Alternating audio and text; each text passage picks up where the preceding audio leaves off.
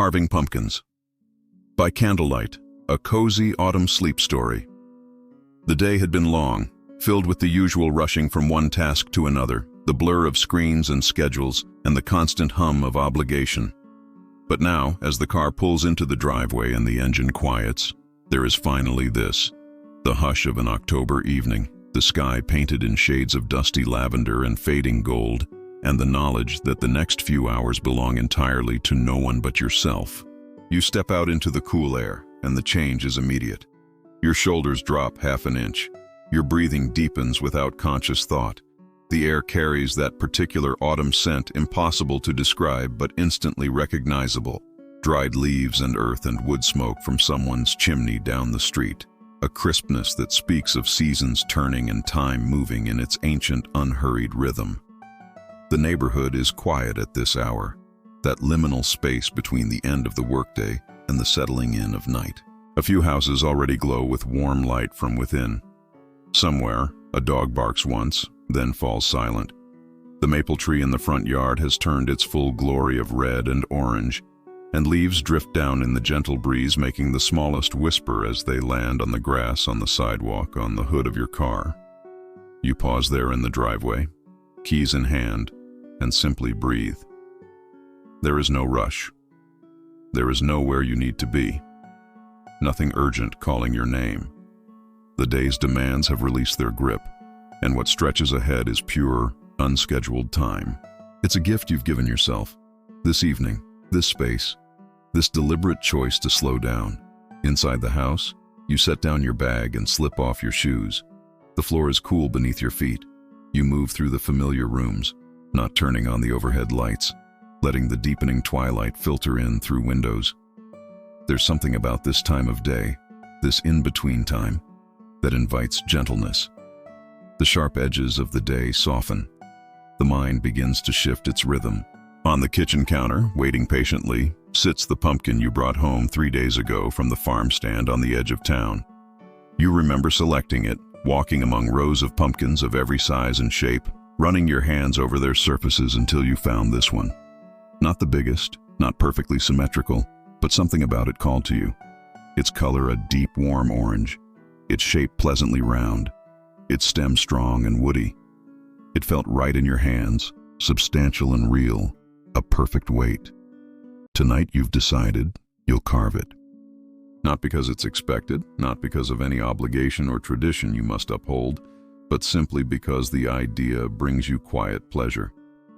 The thought of spending an evening with your hands engaged in simple work of creating something small and welcoming from this harvest fruit of lighting a candle within it and watching it glow. All of this appeals to something deep within you, something that craves simplicity and presence, and the satisfaction of making. The decision feels good, feels right. It's an act of gentleness toward yourself, toward the evening, toward the season. It's permission to slow down, to do one thing with full attention, to let the hours unfold without rush or hurry. And so you begin. You move to the windows first, drawing the curtains closed, creating a sense of enclosure, of shelter. The house becomes a cocoon, separate from the world outside. Then you move through the rooms, gathering what you'll need. Candles of various sizes, a box of long matches, and from a drawer, a collection of tea lights in their small metal cups. You arrange them thoughtfully, tall pillars on the mantel, votives on the coffee table, tea lights scattered across the kitchen counter where you'll work. The striking of the first match is a small ceremony in itself. The scratch and sudden flare, the brief smell of sulfur, then the bloom of flame as it catches on the candle's wick. The light is immediate but soft, casting everything in a warm, amber glow. You move from candle to candle, each one adding to the illumination, but it's a different kind of light than what comes from switches and bulbs. This light seems alive, dancing slightly, creating shadows that move and breathe. It makes the familiar space feel transformed, almost sacred. By the time you've finished lighting the last candle, the room has changed entirely. The harsh edges of daytime have dissolved. Everything appears softer, warmer, gentler. The candlelight creates pockets of brightness and shadow, and your eyes adjust to this lower, more natural illumination. It's the kind of light humans have lived by for thousands of years, the kind that doesn't jar or jangle but instead invites calm. You can feel your nervous system responding, shifting down another gear into a deeper state of ease. Now for the practical matters. From beneath the sink, you pull out a stack of old newspapers, yellowed with age, their pages soft from having been handled before. You spread them across the kitchen table, creating a protective layer. The paper rustles quietly as you smooth it flat. From the knife block, you select a large, sharp knife with a sturdy blade, the kind meant for cutting through tough vegetables. You test its edge gently with your thumb, feeling the keenness there. From the drawer, a large metal spoon, its bowl worn smooth from years of use. You fetch a big ceramic bowl from the cabinet, setting it beside your workspace. This will hold the pumpkin's interior, the seeds and strings and flesh that you'll scoop out. Everything arranged and ready. Everything considered and prepared. There's a rightness to this preparation, a satisfaction in gathering what you need, in creating the conditions for the work ahead. The kitchen, lit now only by candlelight, feels like a different room entirely. The familiar space has become somewhere else, somewhere quieter and more contained. The refrigerator's hum seems softer. The tick of the clock on the wall blends into the background. Outside, full darkness is settling in, but here, within this circle of candlelight and intention, you've created your own small world. You wash your hands at the sink, the water running cool over your skin. Dry them thoroughly on a kitchen towel. Then you lift the pumpkin from the counter, feeling its weight settle into your arms. It's heavier than it looks, solid and dense. You carry it to the table and set it down in the center of the newspapers, positioning it so it sits stable and level. For a long moment, you simply sit there, looking at it. Really looking at it, perhaps for the first time since bringing it home. The candlelight plays across its surface, highlighting the subtle ridges and valleys of its shape, the slight variations in color from deep orange to lighter shades where the stem connects. The stem itself is thick and gnarled, still carrying traces of the vine it grew from, small tendrils dried and curled. You reach out and place your palms on its surface. The skin is cool to the touch, slightly rough, almost waxy. You can feel the solid mass of it beneath your hands, the weight and presence of this thing grown from soil and sun and rain. This pumpkin began as a seed no bigger than your thumbnail. It pushed roots down into dark earth and sent a sprout reaching toward light.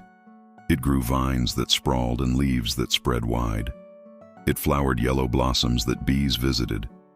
And slowly over weeks and months of summer, this fruit swelled and ripened, drinking in sunlight, growing heavier and fuller until it was ready for harvest. Now it sits on your table, its journey complete, but for this final transformation. You'll hollow it out and carve it, give it a face and fill it with light. It will serve its purpose beautifully, and then, as all things do, it will return to the earth, becoming compost, becoming soil, becoming the possibility of new growth. The cycle continues, has always continued, will always continue. There's something comforting in that thought, something that puts your own small life in perspective. You've always loved autumn for this reason. It's the season that most clearly shows us the beauty of letting go, of transition, of change. The trees release their leaves without resistance. The harvest comes in, and gardens are put to bed. The world prepares for winter's rest.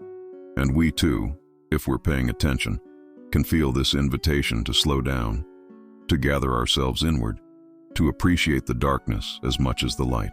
This pumpkin, then, is autumn's gift, a symbol of abundance, of harvest, of the earth's generosity. And tonight, you'll honor that gift by working with it carefully, by giving it your full attention, by letting the process of carving it become a meditation, a prayer of sorts, an act of gratitude for simple things and quiet evenings, and the chance to create something with your own two hands. You pick up the knife, feeling its handle settle into your grip. The blade catches the candlelight gleaming. You position the tip at the base of the stem, right where it meets the curve of the pumpkin's crown. This is always the first cut, the one that commits you to the process. You take a breath, let it out slowly, and then you push the knife in. The resistance is immediate.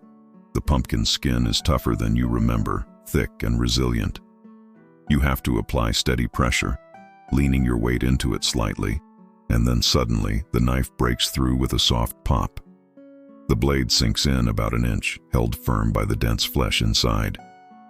You begin to work the knife in a circle, cutting around the stem in a wide circle that will become the lid you'll remove to access the interior. The cutting requires focus and care. You can't rush it.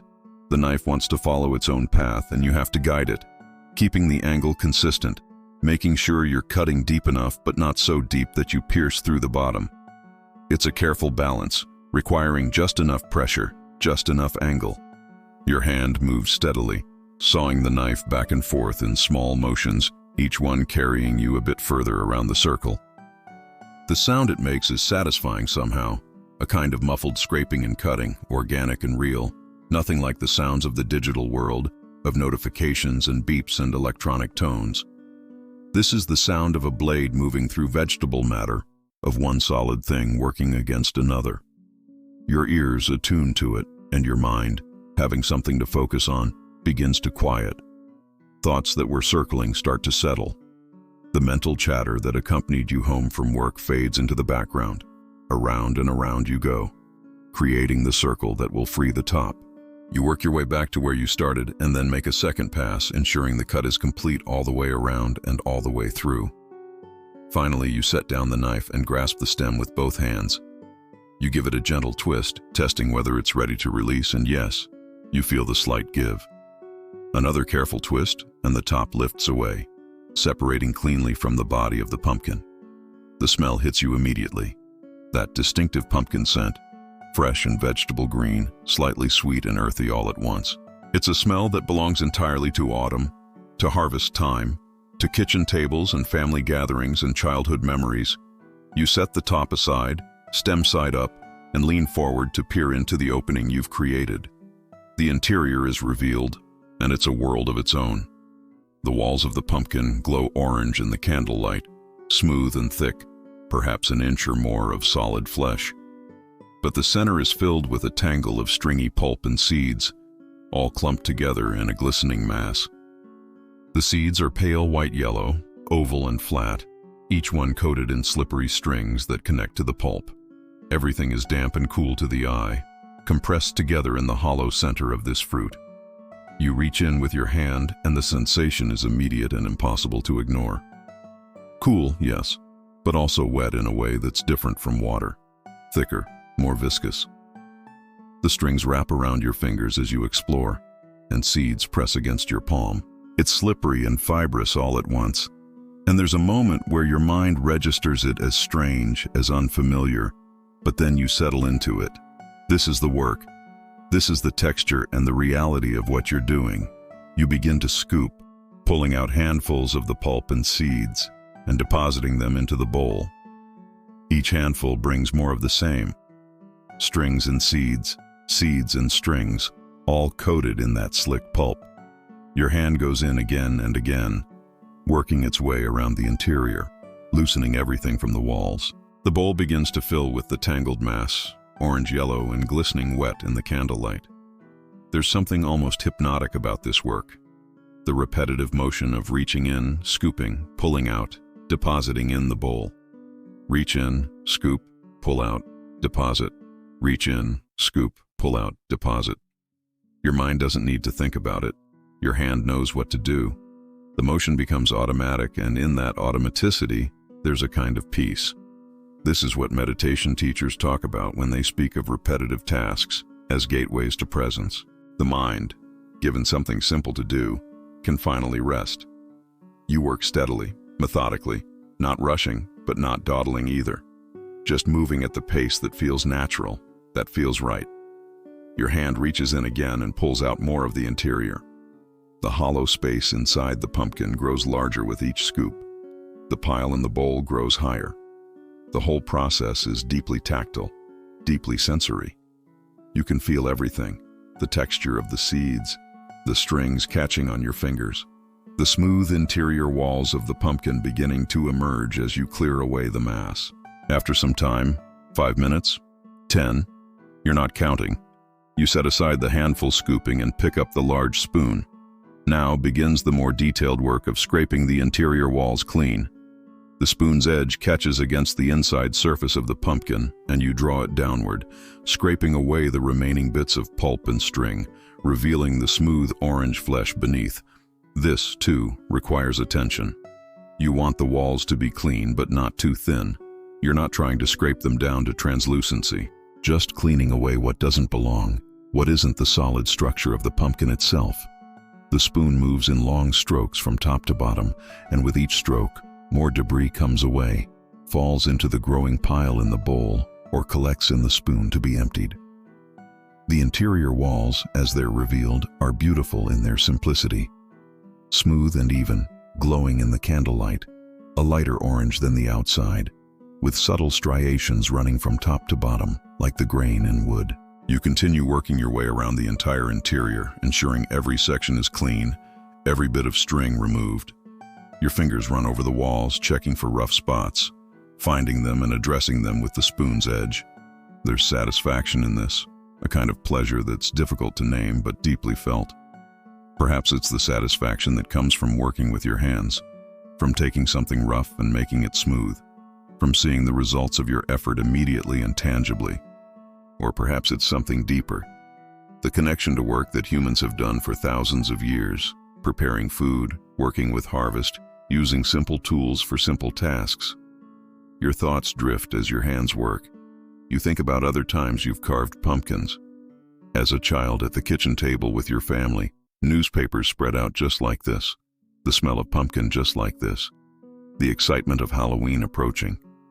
Your mother's careful supervision, your father's jokes, your siblings' laughter, the competition to see whose pumpkin would turn out best, whose face would be the scariest, or the silliest, or the most creative, and other years too.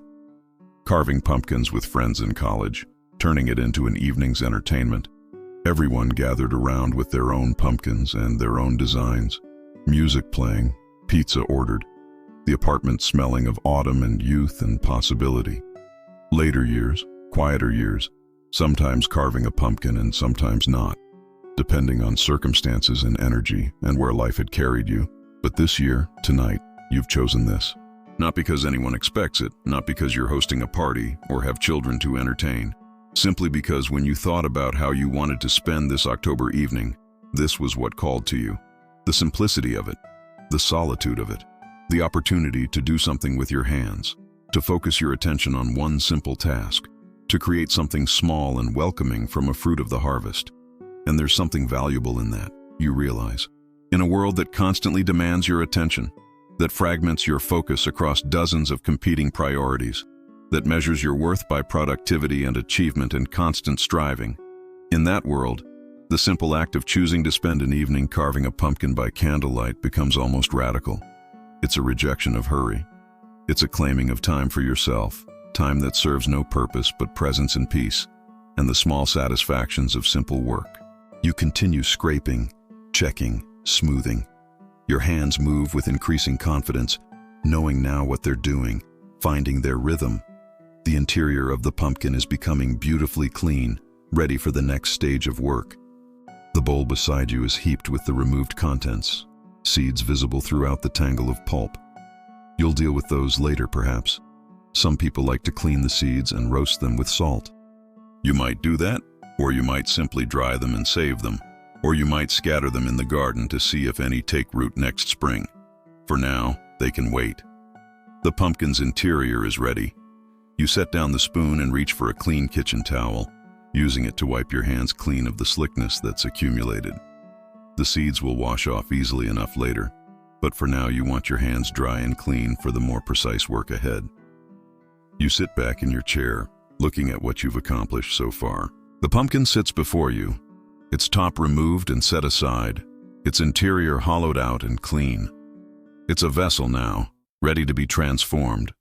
The candlelight flickers across it, casting gentle shadows. The room around you has settled into complete darkness beyond the circle of candlelight. You have no idea what time it is, and you don't care to know.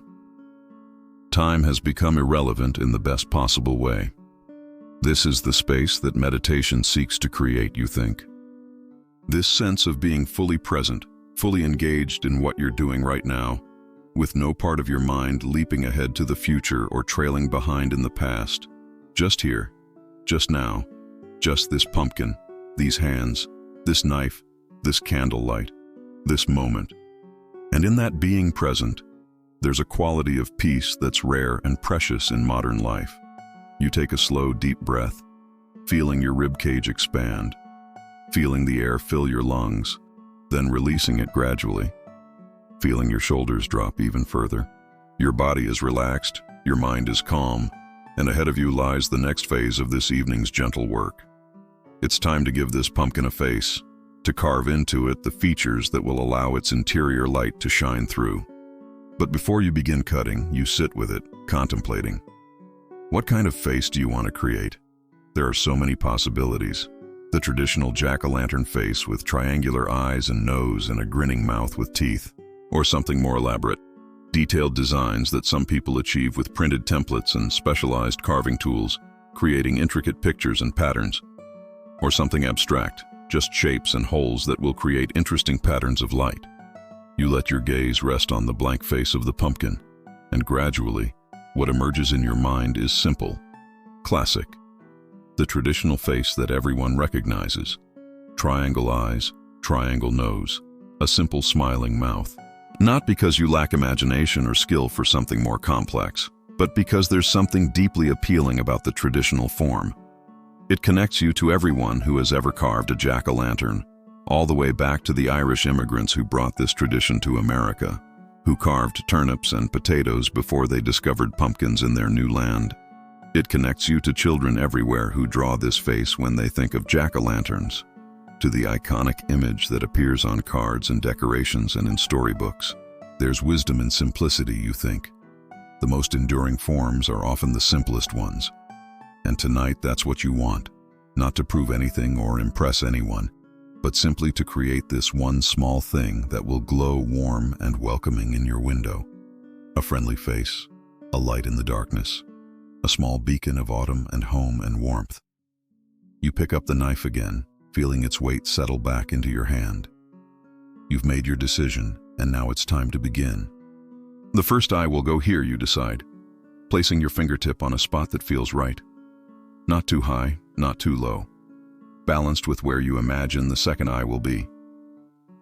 You position the tip of the knife at the top point where the triangle will begin. The first cut is always a moment of commitment. Once you push the knife in, there's no taking it back. The pumpkin will be marked, will be changed, but that's the nature of creating anything. You have to be willing to make marks, to commit to your choices, to work with what emerges rather than endlessly planning in your head. So you push the knife in, feeling it pierce through the skin and into the flesh beneath, and you begin to cut. You're creating a triangle, so 3 straight cuts meeting at points. From the top point, you angle the knife down and to the right, cutting a straight line perhaps 2 inches long.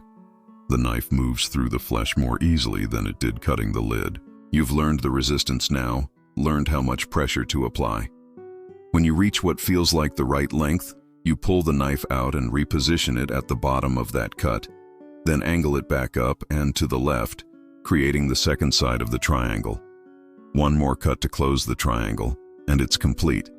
You push gently on the carved piece and it gives way, falling into the hollow interior of the pumpkin with a soft thud. You reach in and retrieve it, setting it aside on the newspaper. The first eye is carved, and already the pumpkin looks different. Where there was blank surface, now there's a hole, an opening, and through it you can see the darkness of the interior. The second eye needs to match, not perfectly, because perfect symmetry would look odd and mechanical, but close enough that they feel balanced and intentional. You measure by eye, imagining a horizontal line connecting the 2 eyes, making sure they're at the same height. Position the knife at what feels like the right spot and begin the same process. Top point of the triangle, cut down to the right, reposition, cut up to the left, reposition, close the triangle. Press gently, and the second piece falls away. You sit back slightly, examining your work. The 2 eyes gaze back at you from the face of the pumpkin. Even with just these two simple triangles, the pumpkin has begun to have personality. It's started to become something other than just a vegetable.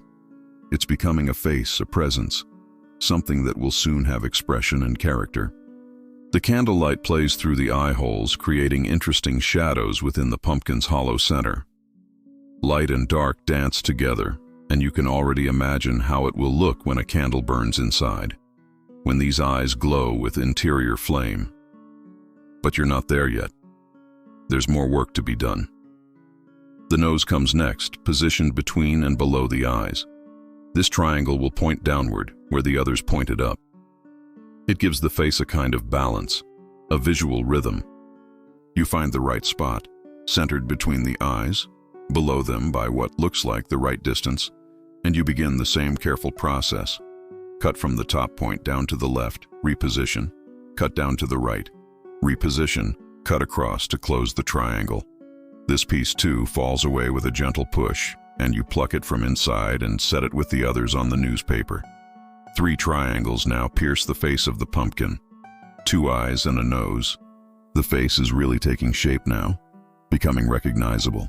But it still needs the mouth, the element that will give it expression, that will determine whether this pumpkin looks happy or sad, friendly or fierce, welcoming or warning. You've already decided. You want a smile.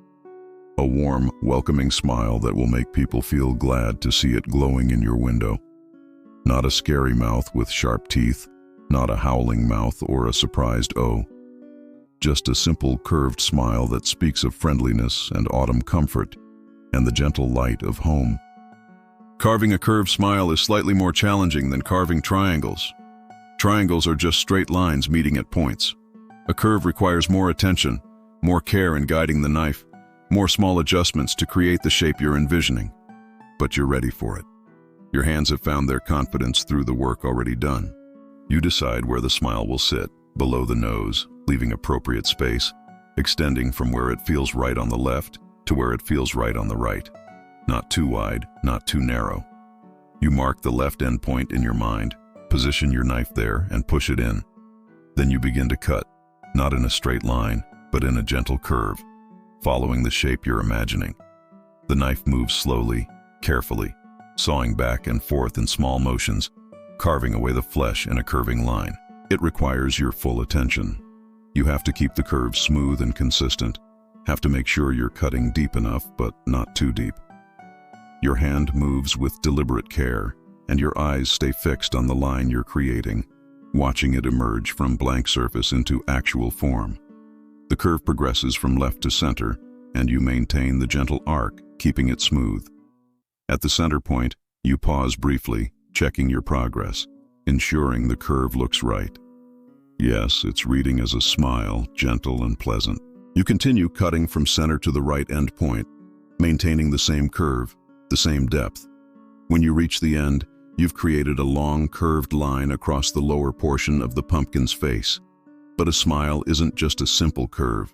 It needs dimension, needs to read as a mouth rather than just a line. So you position your knife slightly below the curve you've just cut, and you make a second curved line parallel to the first, perhaps half an inch below it. This line echoes the curve of the first, creating the lower boundary of the mouth. Now you need to connect the ends. Small cuts at each side, linking the upper curve to the lower curve, closing the shape. And then, with care, you work the knife along the top of the mouth, cutting at an angle so that you can remove this entire curved piece. It's more complex than removing the triangles, requires more maneuvering, more patience. You work the knife carefully, feeling your way through the cuts, making adjustments as needed. Finally, you feel the piece loosen. You push gently from the outside and it gives way, falling into the interior. You reach in and pull it out, a curved, crescent-shaped piece of pumpkin, the smile made physical. You set it with the other carved pieces on the newspaper, admiring its shape. The face is complete. You set down the knife and simply look at what you've created. 2 triangular eyes, slightly tilted inward in a way that gives the face a gentle, almost friendly squint. A triangular nose centered between them. And below, the curved smile, warm and welcoming. It's a classic jack-o'-lantern face. the kind that has been carved millions of times by millions of hands. And yet this one is unique because it's yours, carved in this moment, in this candlelight, by your own hands, following your own intuition about proportion and placement. The pumpkin looks back at you, and you find yourself smiling in return.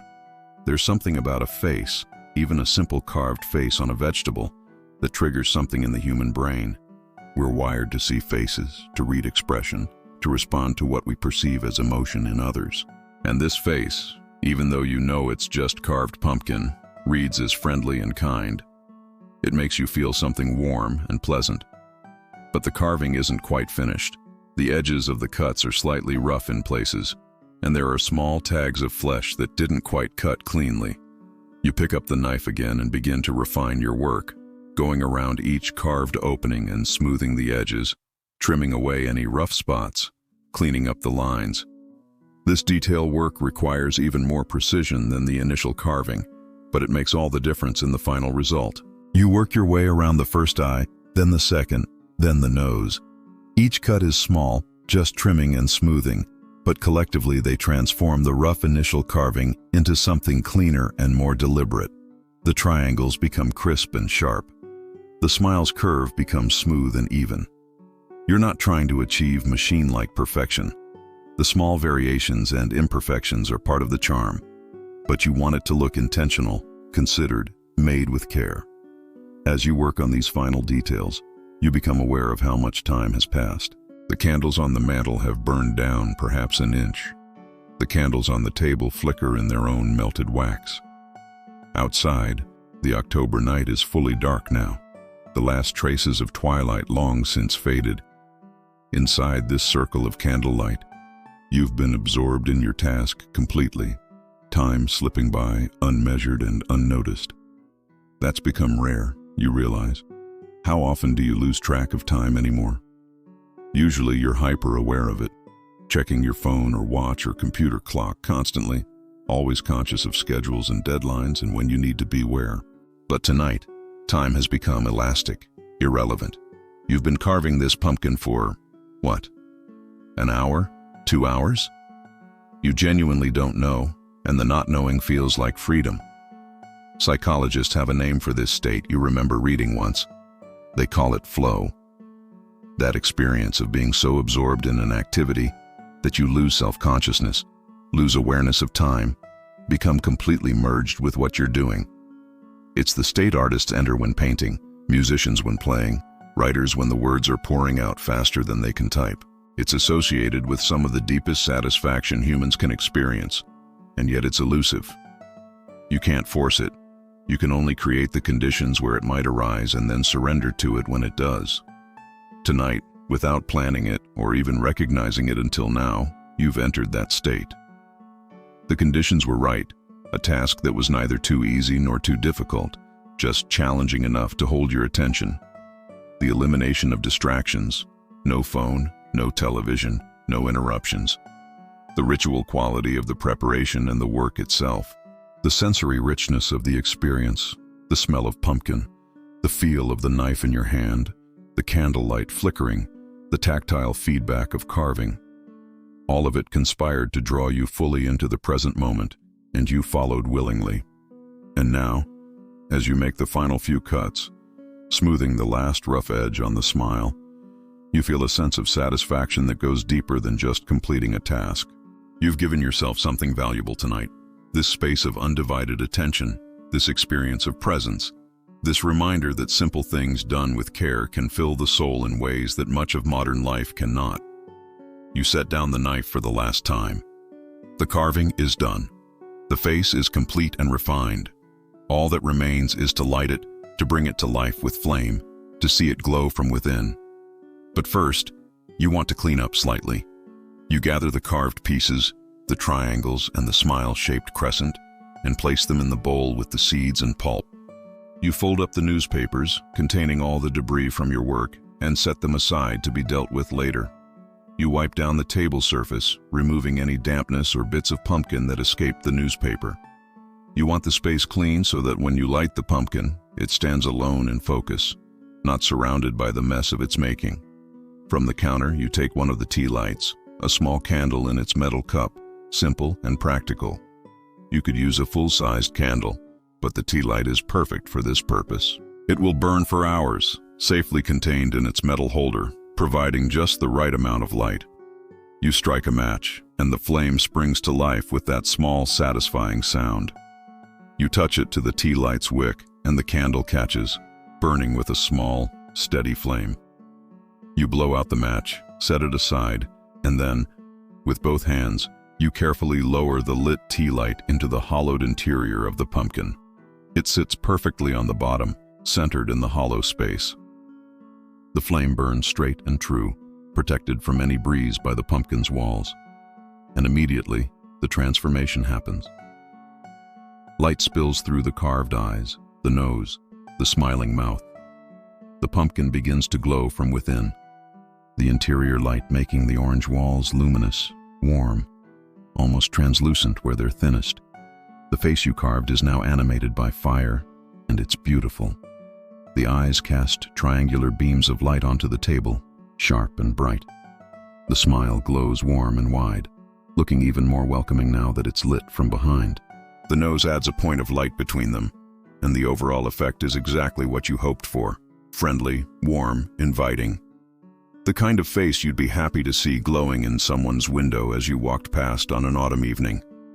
You pick up the carved lid, the top with the stem still attached, and carefully place it back on the pumpkin, settling it into place.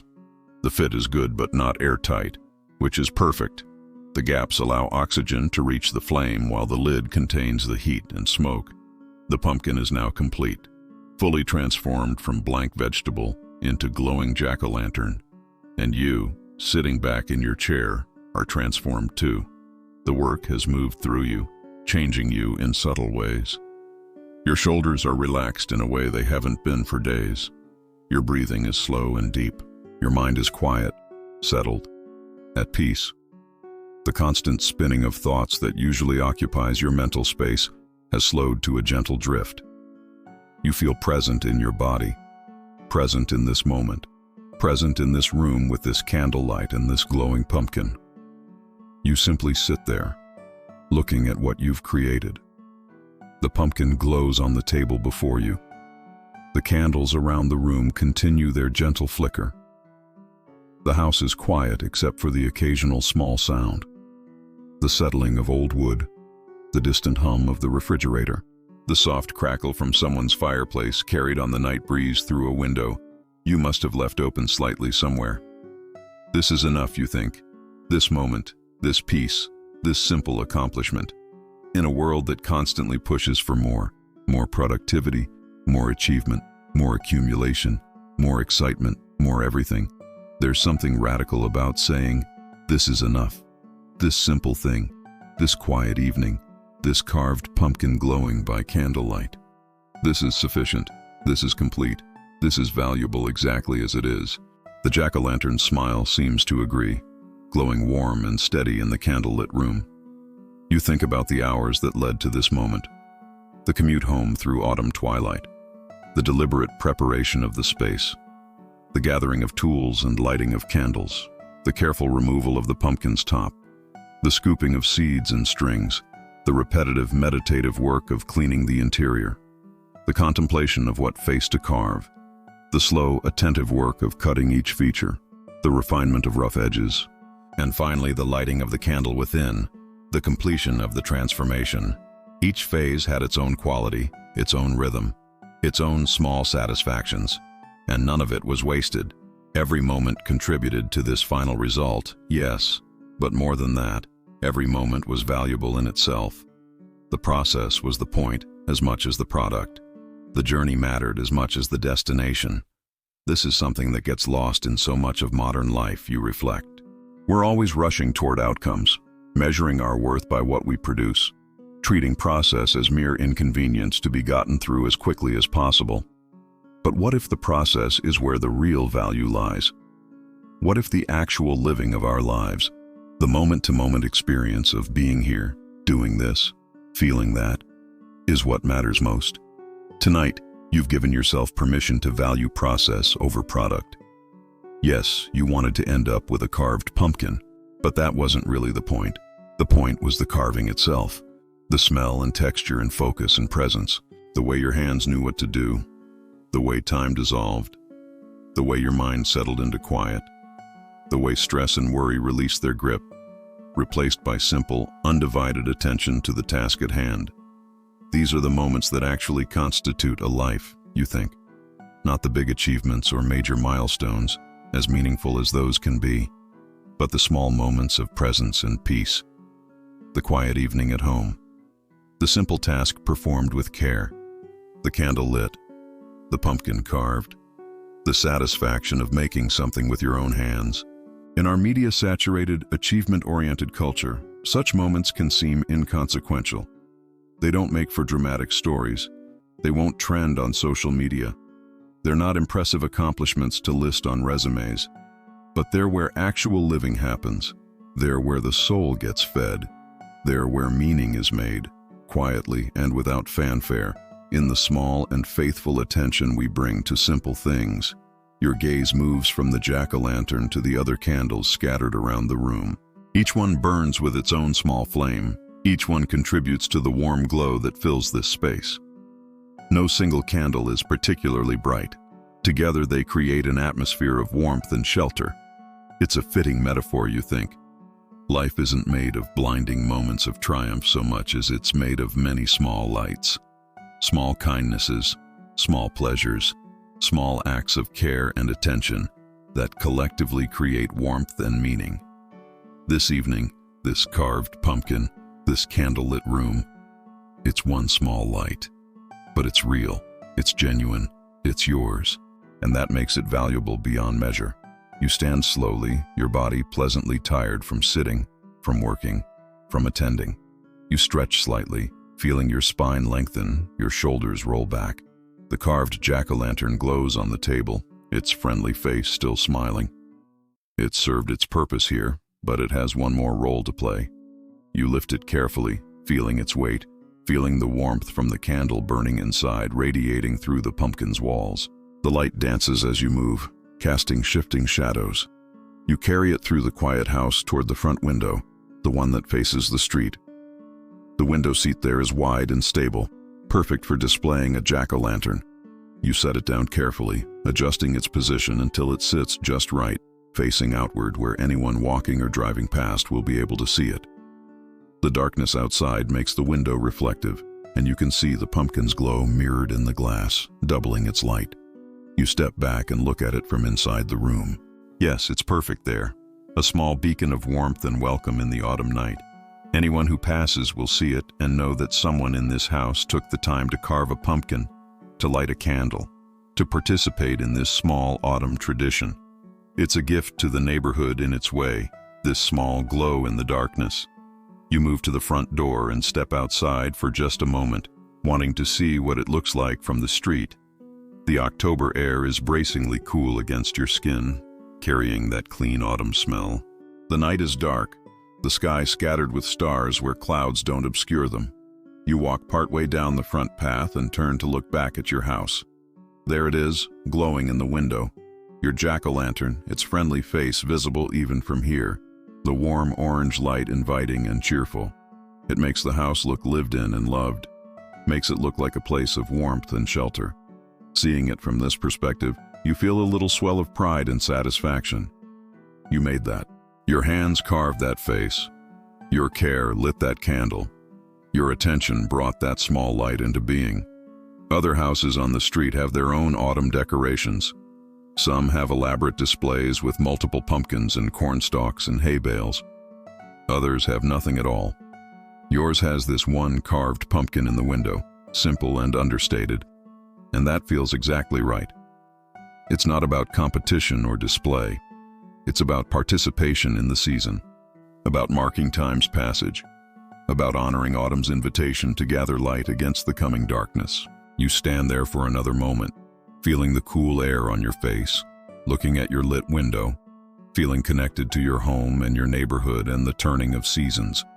Then you return inside, closing the door behind you, returning to warmth. The house feels even cozier now that you've been outside briefly.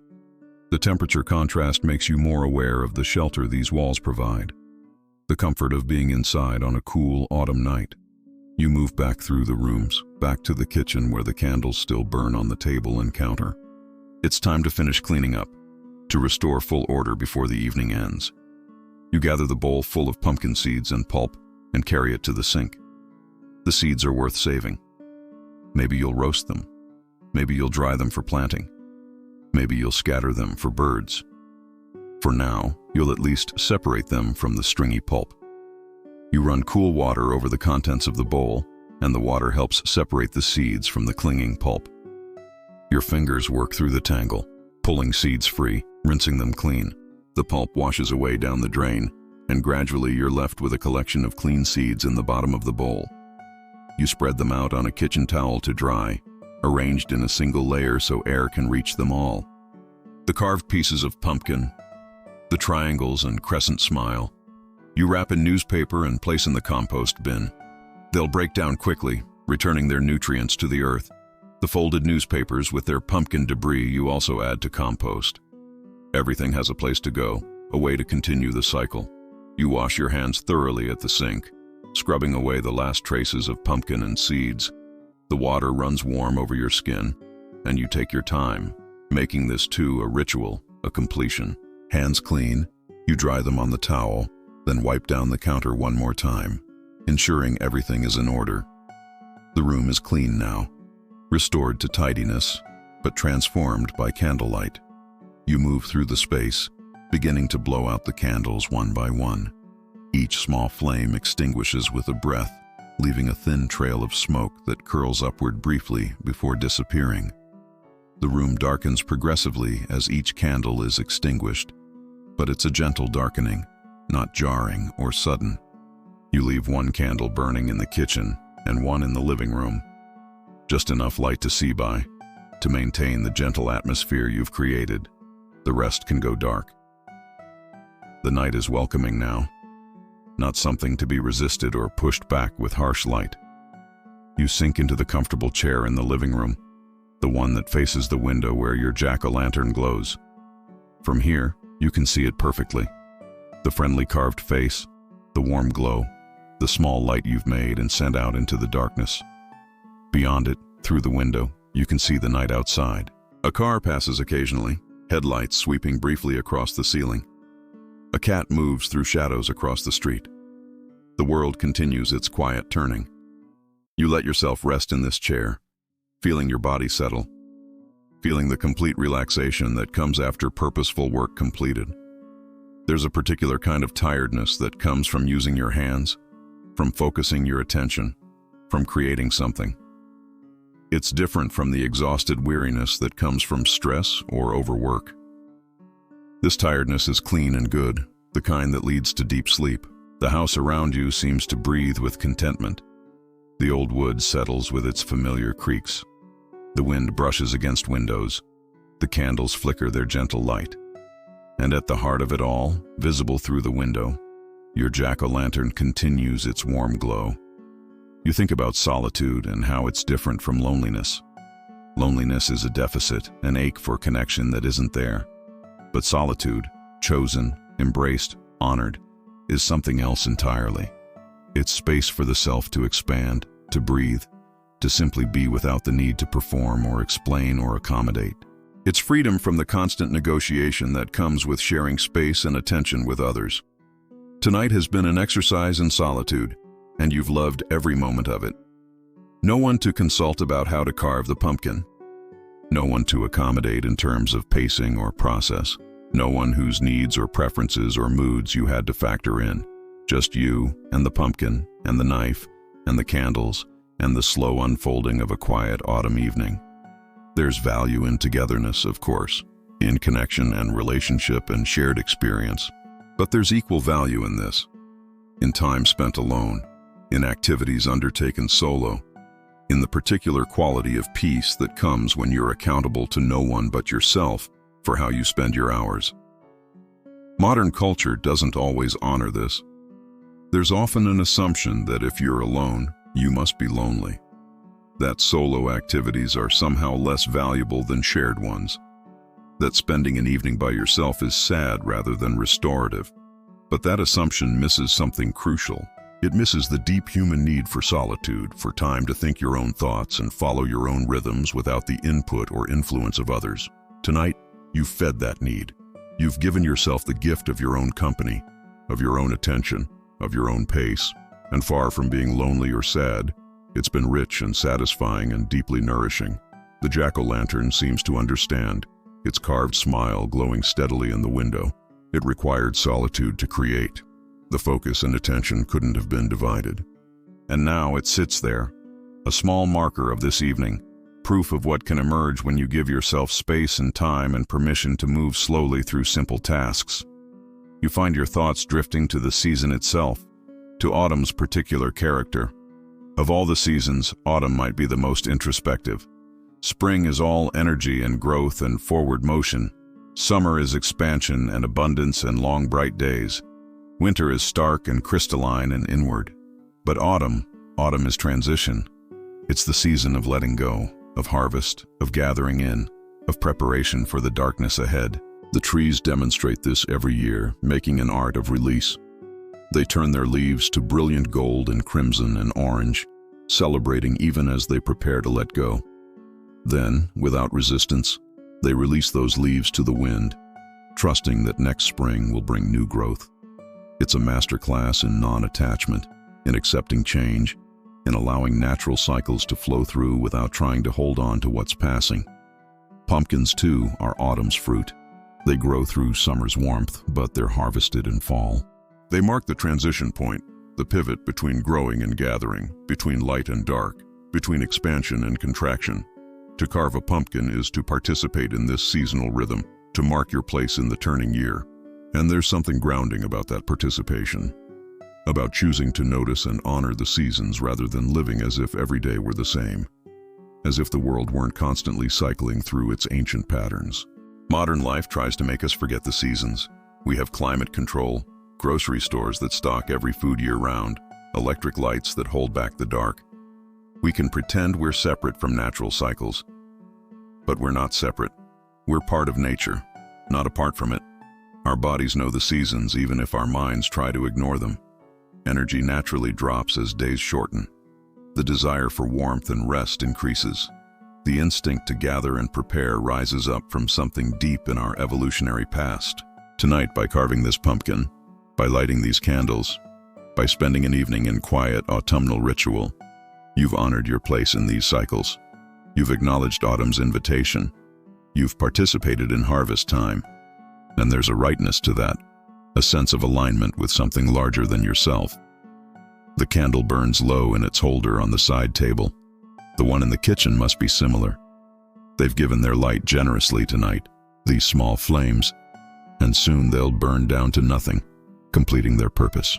The jack-o'-lantern's candle will burn for hours yet, though. Tea lights have impressive staying power for their size. You realize you're tired now. Not the exhausted depletion of a stressful day, but the good tiredness of a body that's been present, of hands that have worked, of attention that has been given fully. It's the tiredness that leads to deep, restorative sleep. The kind of sleep where you slip under easily and drift through gentle dreams and wake feeling actually rested.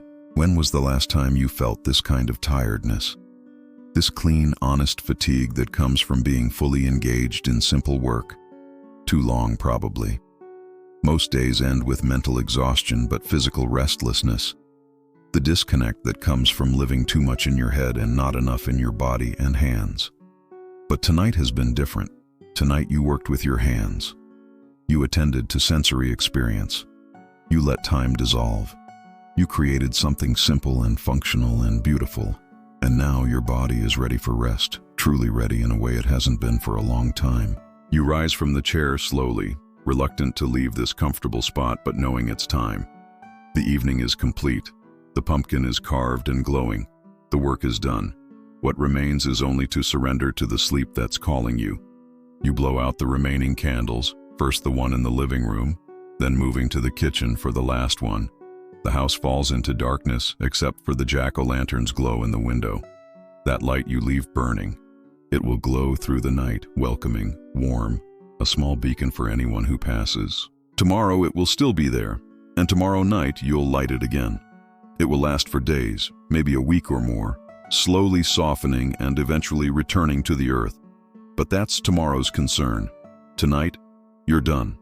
You move through the darkened house toward your bedroom, guided by memory and the faint light filtering in from street lamps outside. You prepare for bed with the same slow, ritualistic attention you brought to the evening's carving. Washing face, brushing teeth, changing into comfortable clothes, each action deliberate and unhurried. The bed is waiting, and when you slip between the sheets, they're cool against your skin in the perfect way, the temperature that invites your body to settle and warm them gradually. You arrange the pillows, finding the right position, feeling your body sink into the mattress's support. Through your bedroom window, if you turned your head, you could probably see the faint glow of your jack-o'-lantern in the front window, but you don't turn to look. You've seen it. You know it's there. That knowledge is enough. Instead, you close your eyes and let the day's final thoughts drift through your mind like clouds across a darkening sky. Thoughts of the pumpkin, of the candlelight, of your hands working with simple tools toward simple ends. Thoughts of autumn, of seasons turning, of the comfort of small rituals and chosen solitude. Thoughts of how a single evening spent with full presence can restore something essential that busy days leach away. Your breathing deepens naturally, automatically, your body knowing what to do now that you've given it permission to rest. The thoughts become less coherent, more dreamy, fragments rather than narratives. Images float up, the glowing pumpkin, the curve of a carved smile, the flicker of candlelight, the cool night air, the warmth of home. Somewhere in the house you imagine you can hear the small creaks and settlings that old houses make at night, as if the building itself is relaxing into sleep alongside you. The jack-o'-lantern keeps its vigil in the window. The night outside moves through its quiet hours. The world turns on its axis, carrying you with it through darkness toward morning. But morning is far away, and you're sinking now, sinking into the deep waters of sleep, letting go of consciousness as easily as the autumn trees let go of their leaves. There's no resistance, no struggle, just the gentle release into rest that comes when body and mind are both truly ready. The evening's work has done its job. The methodical, meditative process of carving, the sensory richness of the experience, the complete absorption of attention, all of it has prepared you perfectly for this. Your nervous system has downshifted into its lowest gear. Your mind has released its grip on the day's concerns. Your body has settled into complete relaxation. This is what you needed, though you might not have known it when the evening began. Not just to carve a pumpkin, but to have this experience of presence and process. To remember what it feels like to do something with your whole attention. To reconnect with the simple satisfactions of working with your hands. To honor the season and your place in it. To choose solitude and find richness there. To create something small and beautiful that serves no grand purpose but exists simply to glow in the darkness. Sleep is here now, pulling you down into its gentle depths. The last conscious thought that floats through your mind is gratitude. For this evening, for this rest, for the small lights we can create against the dark, for autumn's gifts for home, for peace, for the simple fact of being here alive, present in this moment that is already passing into the next. The jack-o'-lantern's candle burns steadily in the window, its light unwavering, its carved smile unchanging. It will burn for hours yet while you sleep, faithfully holding its small space of warmth and welcome in the October night. Tomorrow, when you wake, you'll see it in daylight and remember tonight's work. But that's for tomorrow. Tonight, now, this moment, you're drifting, floating, releasing into sleep's embrace. The bed holds you, the darkness is gentle, the night is quiet. And somewhere in the house, in the window facing the street, your pumpkin glows with the light you placed inside it, smiling its carved smile, doing its simple job of bringing light to darkness, exactly as you intended. Your breathing has become the slow, deep rhythm of sleep. Your body is perfectly still, perfectly relaxed. Your mind has surrendered conscious thought. You've slipped beneath the surface of waking awareness, into the deeper currents of sleep. And those currents are carrying you away from the shore of this day into the open waters of rest. The evening is complete. The story is told. The pumpkin is carved. The candle is lit. The darkness is welcomed. And sleep, deep and restorative and dreamless, rises up to claim you completely, gently, perfectly, as outside your window. Autumn's night continues its quiet vigil, and your jack-o'-lantern keeps glowing, a small testament to an evening well spent, to hands that worked with care, to attention given fully to the peace that comes from simple things done slowly and with presence. The hours of night unfold in their ancient rhythm. The moon rises higher, casting silver light across sleeping neighborhoods. Clouds drift overhead, sometimes obscuring stars, sometimes revealing them. The temperature drops degree by degree as the earth releases the day's stored warmth into the vast coolness of space. In the trees, leaves rustle occasionally when the wind stirs. Night birds call to each other across distances. The world continues its turning, indifferent to human sleep but somehow protective of it too, creating this darkness, this quiet, this invitation to rest. Your sleep deepens through its natural cycles, moving from lighter stages into the profound depths where the body does its most essential restoration work. Muscles repair themselves. The immune system strengthens. The brain processes and consolidates the day's experiences, filing away memories, releasing what doesn't need to be kept. Dreams rise and drift through consciousness like fish moving through deep water, sometimes breaking the surface into awareness, more often remaining beneath it, doing their mysterious work unseen. In one dream, perhaps, you're walking through a field of pumpkins, row after row of them stretching to the horizon, all sizes and shapes, glowing with interior light, though no candles have been placed inside them. The field is beautiful and strange, both familiar and otherworldly. You move through it peacefully, without destination or purpose, simply experiencing the glow and the vastness, and the peculiar dream logic that makes it all seem perfectly natural. The dream shifts, as dreams do, without transition or explanation. Now you're standing at a window, not your own window, but one that feels like home nonetheless. Looking out at a night sky filled with stars that are somehow also carved pumpkins, each one burning with friendly light, smiling down at the earth. The sight fills you with wonder and joy, and you're aware in the dream of wanting to remember this, to hold on to this feeling of beauty and strangeness and perfect rightness. But dreams cannot be held, and even as you think about remembering, the image is fading, dissolving, becoming something else or nothing at all. Your sleeping mind releases it without regret, already moving on to the next image, the next story, or to the deeper sleep where no dreams reach, where consciousness itself seems to disappear into a darkness that's somehow both empty and full, both nowhere and everywhere, both non-existence and the very ground of existence. The candle in your jack-o'-lantern burns lower, its flame still steady, but consuming the last of its wax. It has burned for hours now, faithfully providing its light, asking nothing, simply doing what candles do, transforming wax and wick into heat and light until they're gone. There's a kind of perfection in this simplicity, this single-minded purpose. The candle doesn't question its role or wish to be something else. It just burns, and in burning, serves. Outside, the night has reached its deepest point, that hour before dawn when darkness seems most absolute, when even people who never wake in the night sometimes find themselves surfacing briefly before sinking back under. It's the hour when the veil between sleeping and waking feels thinnest, when dreams can seem more real than reality, when the unconscious mind speaks most clearly to those who can hear it. But you sleep on, undisturbed, moving through this deepest hour without awareness. Your breathing remains slow and even. Your body stays relaxed and still. The sleep that holds you is profound and healing, giving you exactly what you need. There's no restlessness, no tossing or turning, no rising toward wakefulness. Just the deep, motionless rest that is sleep at its finest. In another room of the house, a clock ticks away the minutes, each second marking time's passage, But time in the middle of the night feels different than time during the day.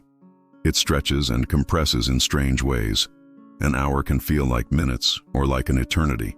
Past and future collapse into an eternal present that contains everything and nothing. The clock measures time mechanically, faithfully, but the quality of time itself has changed, has become something more fluid and less certain. The jack-o'-lantern's candle flickers once, twice, as it nears the end of its fuel. The flame, which has burned so steadily all evening and all night now, dances a bit more erratically, drawing on the last pools of melted wax, burning a little brighter in its final moments before it will dim and gutter out. But even in going out, it will have served completely. It will have given all its light, held its watch through the darkness, done exactly what it was made to do. And isn't that all any of us can hope for? To serve our purpose completely, to give what we have to give, to burn our light while we have light to burn, and then to release it all without holding back or counting the cost. The candle doesn't mourn its own ending. It simply burns until it cannot burn anymore, and then it's done, and that's enough. Your sleep continues, deep and peaceful, unaware of the candle's dimming, or the hour's passage, or anything beyond the interior journey of rest and restoration. This is as it should be. Sleep is meant to be an abandonment of vigilance, a surrender of control, a trust that the world will continue without your conscious participation for these hours. And it does.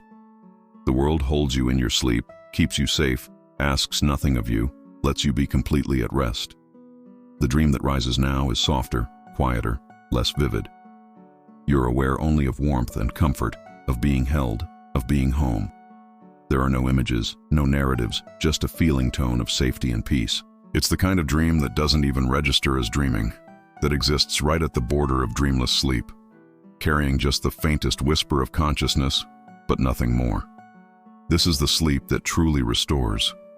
Not the dramatic dreams or the light sleep where you're half aware of yourself sleeping, but this deep, quiet, almost featureless rest where consciousness dissolves so completely that when you eventually wake, you'll feel as though no time has passed at all, as though you simply closed your eyes and immediately opened them again, finding morning arrived without any sense of the hours that passed between.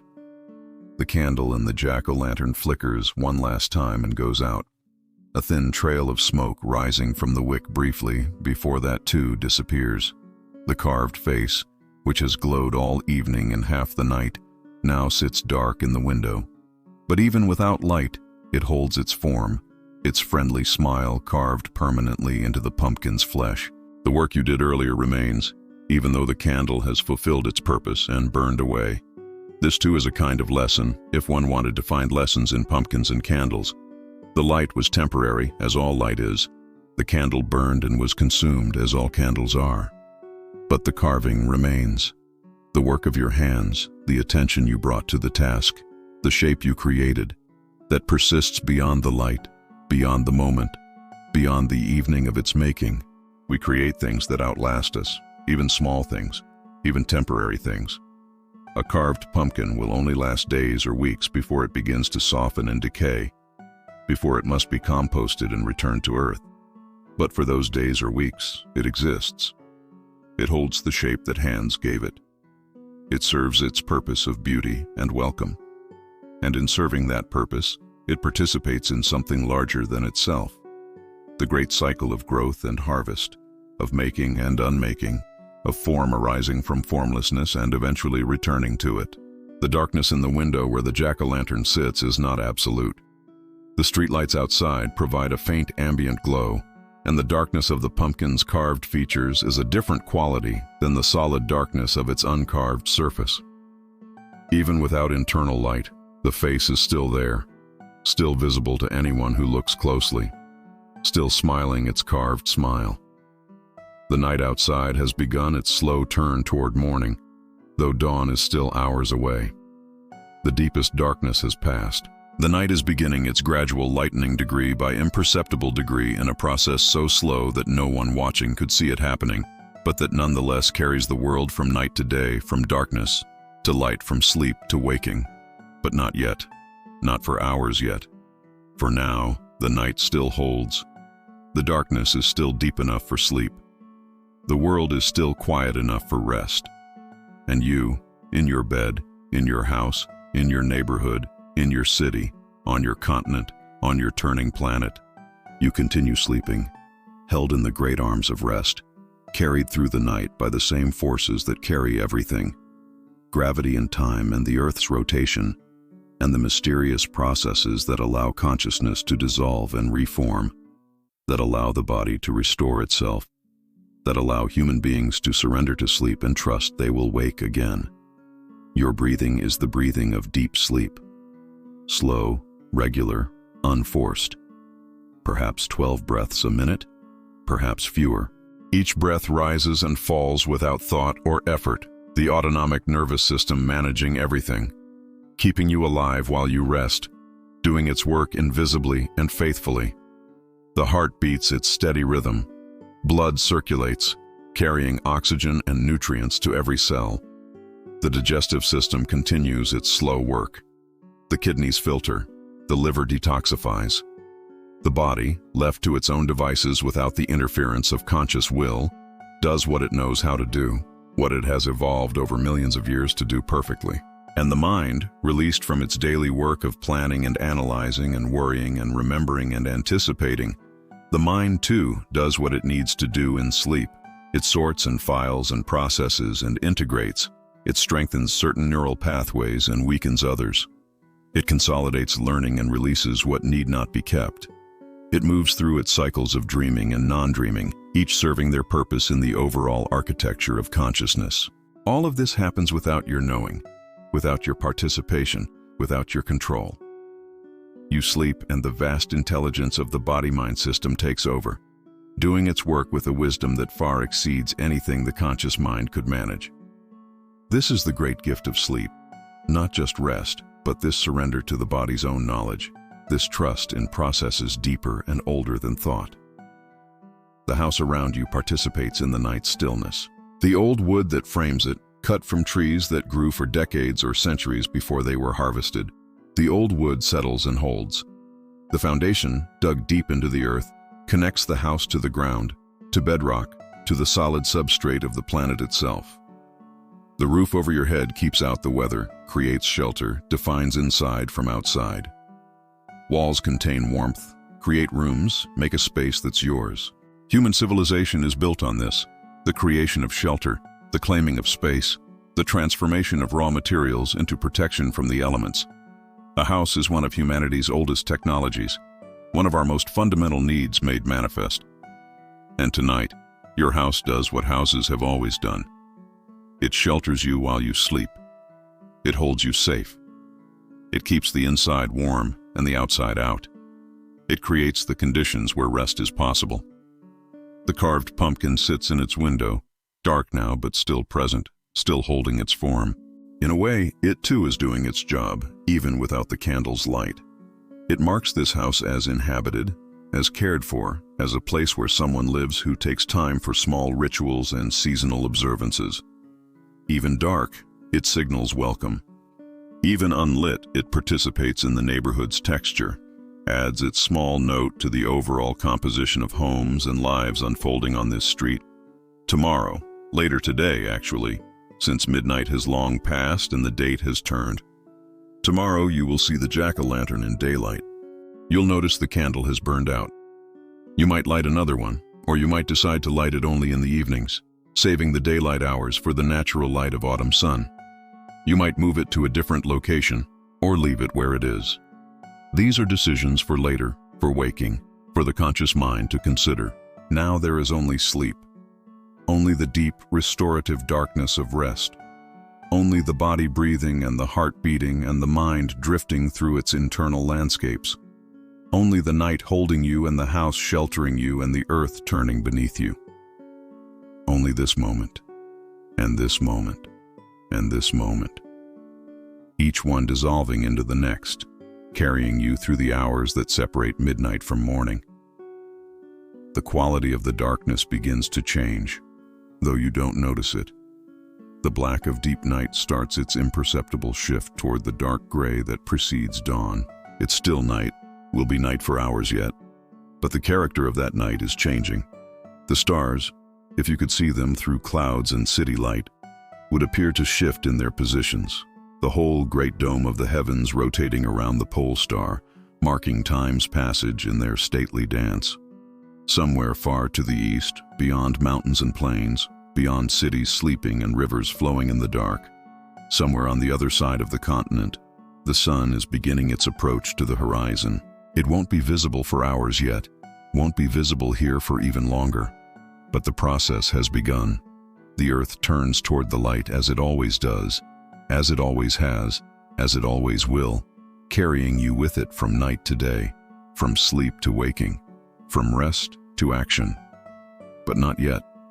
The night still has hours to give, and you're still deep in sleep's embrace, still floating in that interior ocean where consciousness dissolves and reforms, still being restored and healed and made ready for another day. There's no sense of time passing, no awareness of the hour, no thought of what morning will bring. Just this, the pure experience of rest, the absolute surrender to sleep, the complete trust that when it's time to wake, waking will happen. And until then, sleep can continue uninterrupted. The neighborhood around you is similarly quiet. Most houses are dark, their inhabitants also sleeping, also moving through the night in their own ways, experiencing their own dreams and depths. Here and there, a light might still burn, someone working a night shift, or an insomniac reading in bed, or perhaps a parent tending to a wakeful child.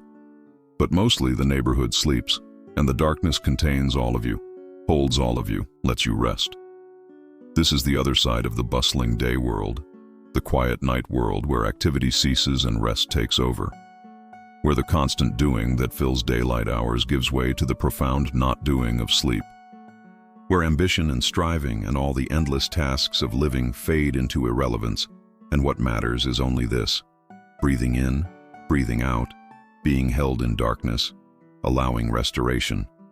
Your carved pumpkin, dark in its window, stands as a kind of sentinel between these worlds. Created in the evening's quiet, it marks the transition from day's busyness to night's rest. It spoke of autumn and harvest and the ancient human impulse to make light in darkness. And even now, unlit, it holds that meaning. The smile you carved remains, patiently waiting for evening to come again, for another candle to be placed inside, for another cycle of light and dark to unfold. Everything is cyclical. Everything returns. Day becomes night, becomes day. Summer becomes autumn, becomes winter, becomes spring. Waking becomes sleeping, becomes waking. We grow and harvest and rest and grow again. The patterns repeat endlessly, and we're part of those patterns, woven into them, unable to exist outside them, carried by them whether we're conscious of it or not. Tonight, this October night with its cool air and its darkness and its deep stillness, tonight is part of that cycle. The earth tilting on its axis, bringing your part of the world away from the sun and into shadow. The season progressing from summer's warmth toward winter's cold, the day ending and night taking over. Sleep claiming consciousness, rest doing its essential work. And you're sleeping through it all, completely unaware and completely at peace. Your face relaxed in sleep, your body still and heavy with rest. Your breathing slow and deep, your mind wandering through its interior landscapes or resting in the profound darkness of dreamless sleep. You're being restored, being healed, being made ready to wake and live another day. The carved pumpkin sits in the window, dark and patient. The house stands solid around you, doing its work of shelter. The neighborhood sleeps in its collective rest. The earth turns in its ancient rhythm. The night moves toward morning at its own inevitable pace, and through it all you sleep held safely in the great arms of darkness, given the gift of rest, experiencing the profound peace that comes when consciousness releases its grip and allows the deeper wisdom of the body to take over. This is enough. This is everything. This moment of deep sleep in the deep night, this surrender to rest, this trust in the processes that sustain life. The pumpkin has been carved. The candle has burned and gone out. The work of the evening is complete. And now there is only this: sleep and darkness and rest, and the slow turning of the world from night toward day. But dawn is still far off, still hours away, and there's no rush to reach it. The night is deep and quiet and kind. The sleep is profound and healing and complete. And you're being held and cared for and restored, even as you're completely unaware of it, even as you simply rest in the darkness, breathing slowly, dreaming softly, sleeping deeply. This is where the story ends and sleep continues. This is where words fade away and only the wordless experience of rest remains. This is where the conscious mind releases its hold and the unconscious takes over, completely bringing you down into the deepest waters of sleep, where there are no thoughts, no images, no awareness, only the pure experience of being, of resting, of allowing the body and mind to do what they need to do without interference or direction. The jack-o'-lantern sits in the window, its carved smile invisible in the darkness but still present, still there, still holding the shape that your hands gave it. It has served its purpose. It has brought light to darkness. It has glowed with welcome, and now it rests too, its work done for this night, waiting patiently for evening to come again. Everything rests, everything sleeps, everything surrenders to the night's deep embrace. The world is quiet, the darkness is complete, the peace is absolute, and you sleep on, carried through the night by forces larger than yourself, held in the great mystery of rest, experiencing the profound gift of sleep that allows life to continue, that restores what the day depletes, that heals and renews and makes ready for whatever tomorrow brings. Sleep well, rest deeply. Let the night do its work. Let the darkness hold you. Let consciousness dissolve into the vast, peaceful ocean of sleep. There's nothing you need to do, nowhere you need to go, nothing requiring your attention. Just this, breathing in, breathing out, being held, being restored, being at peace. The pumpkin glows in memory, if not in reality. The candle burns in dream, if not in waking.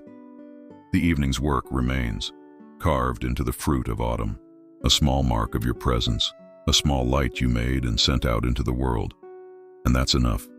That's everything.